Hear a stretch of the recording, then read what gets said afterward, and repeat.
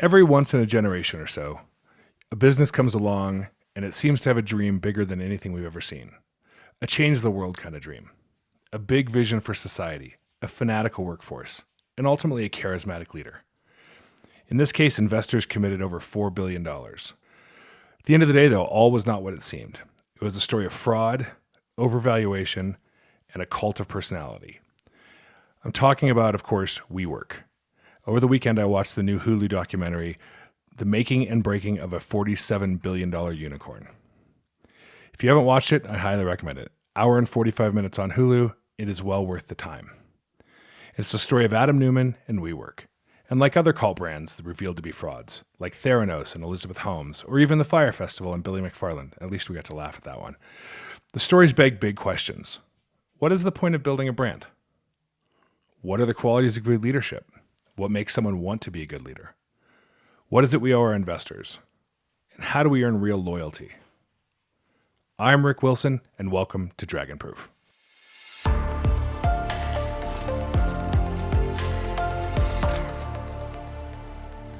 So I grew up in Orange County, California, during Reaganomics and Reagan. Upper middle class. My dad was an entrepreneur. He lived the proverbial American dream. He was born during the Great Depression in a barn in Oklahoma, and he moved to Southern California in the 50s to build a business and ultimately become successful. That was the backdrop to which I grew up. And that's what made me want to be an entrepreneur and a business owner in some ways. Ultimately, though, my dad lost his business in 1992, which had its own significant impact on my psyche and my psychology and my desires.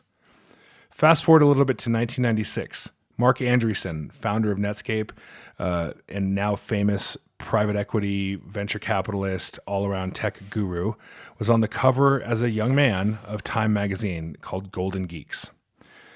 Marc, that cover inspired me. I wanted to be a golden geek. I wanted to be an instanaire. Fast forward a few years and I end up at Miva, 1999. And my motivation for coming to Miva, yeah, I like tech and I like commerce, but I really wanted to be rich and powerful, a la Marc Andreessen and the kids implied on that cover from Time magazine 3 short years before. I was mistaken. I thought having money and power and success in that form meant you could be unrestrained, that you could do anything.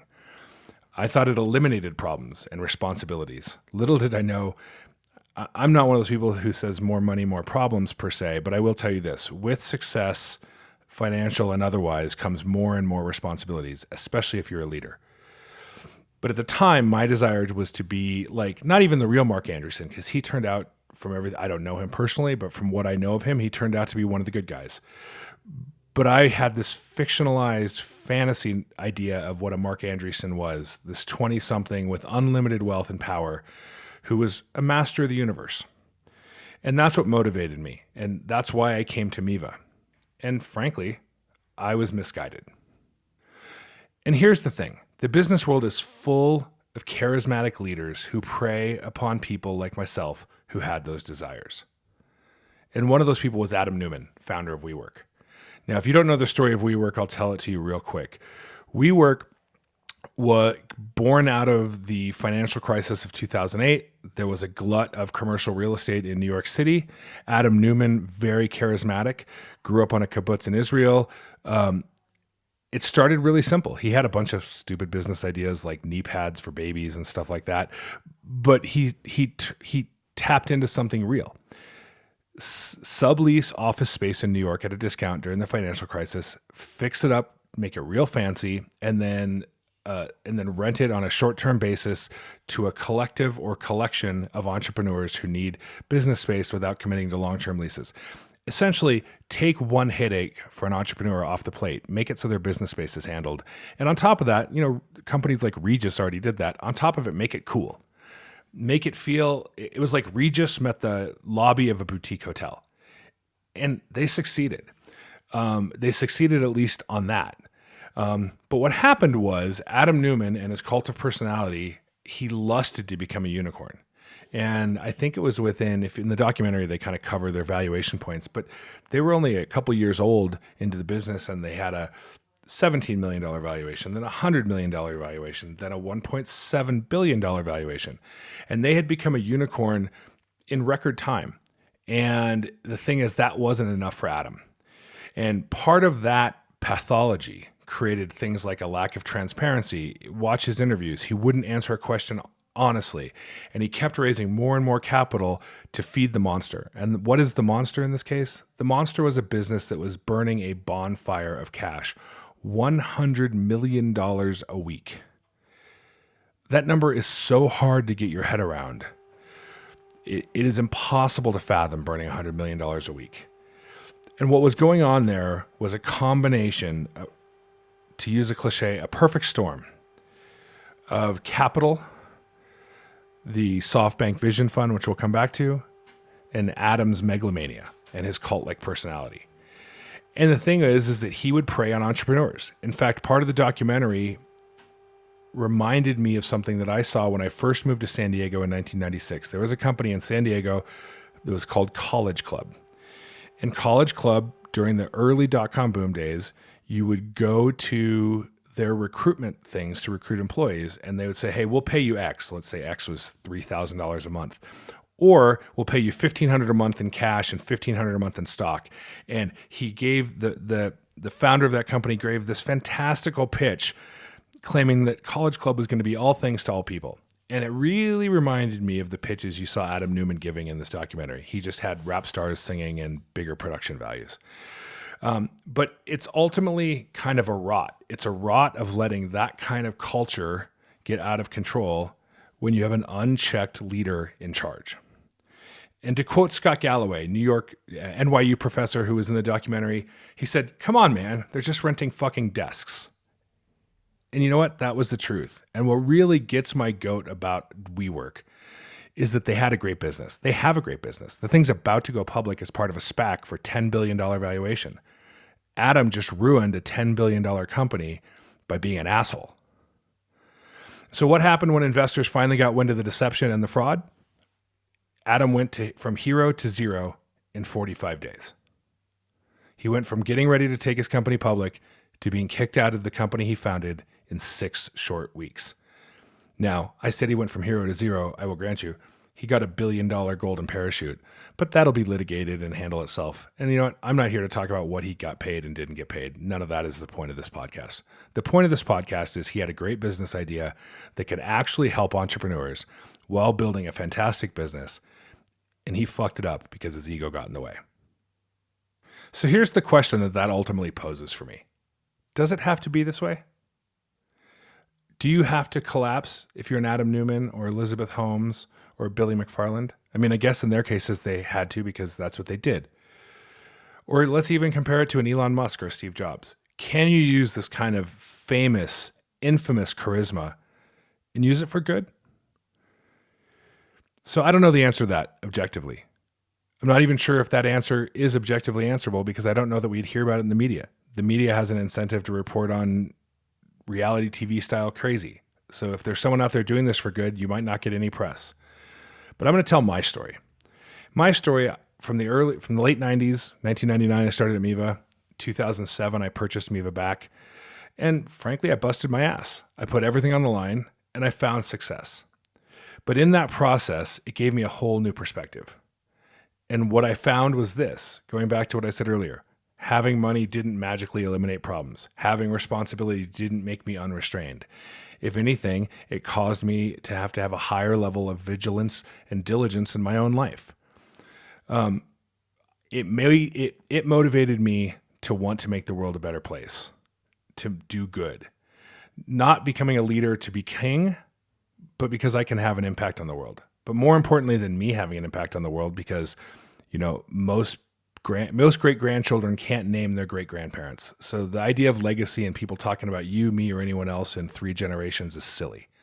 There's billions and billions of people on this planet, and there's a few hundred anyone knows once they're passed.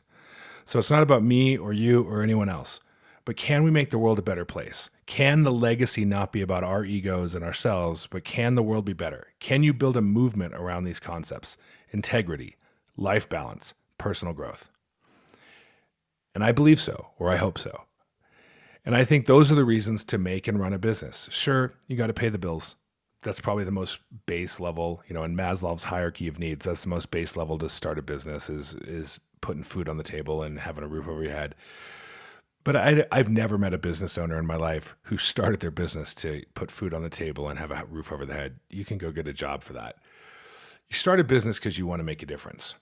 And you go from chasing cool and wanting to be the cool guy to actually working toward being a good guy. You know, I am motivated now by a Miva employee buying a house, having a baby. We saw this start up about 10 years ago. All of our employees started buying houses and having babies. And what that told me was they believed in their future. Now, that didn't mean they believed I was responsible for their future or Miva was, but they believed in their future. People don't make those choices when they feel unstable. And so creating a stable place for them was the first pillar, if you will. Being a leader that focused on making their life better and not my life better. Ultimately, there's no messiahs in business. Worship is never appropriate. Steve Jobs was great, and he invented great products, and his scorecard is kind of 50-50 on being an asshole and being a great leader. And I've known people who've known him or knew him, and I've heard both sides of that story. And I will say that it sounds like he was both things. But on the good part of Steve Jobs, he inspired people to do great work, to get out of their own way and make great things. But if you drink the Kool-Aid, it blinds you to real problems that you might have been able to solve, which leads us back to Adam Neumann. If Adam Neumann had been honest and had transparency around his business, he would still be CEO of a $10 billion and growing company. And then you get into people doing stuff like luring workers with promises they can't keep. There is nothing worse in my mind. This to me is almost the cardinal sin of entrepreneurialism. Do not overpromise your staff. Bring people in with eyes wide open and help them build the dream they want to build. Jim Rohn has a famous quote: "Don't become a millionaire for having $1 million. Become a millionaire for what it takes to become a millionaire." And I think that is the point of what I'm trying to get to in today's podcast. All of this success is available to us as entrepreneurs, but it comes once we get out of our own ways, we put our ego away, and we help lift up those around us, whether it's our employees, our customers. That is the process of growth. Don't get caught up in phony symbols, titles, being in the in crowd. Be a real leader. Take a stand. And if you start lying about your numbers, you're on a slippery slope that's real bad. All of this is to say, I believe and I have hope around business people and entrepreneurs making the world a better place. This is why I'm ultimately a capitalist. I think we can make the world better. And I believe companies need to invest in this. In fact, at Miva, we're launching a new leadership program for staff. We want to take these principles that we spend a lot of time thinking about, whether it is integrity, honesty, transparency, having self-awareness, having self-reflection, what it means to be a real leader. And we've done a great job in our senior management staff of cultivating that. And now this year, we're focusing on taking it to the next staff and then the next staff. Ultimately, what I want is when people leave Miva someday, to look back on their time and feel like they are better people because of their time with us. And I think all of you listening today, if you have a business, there's some version of that you can achieve in your business. And I hope you do that in your own future. We'll be sharing more content from our leadership with you in the future. Thank you and have a great day.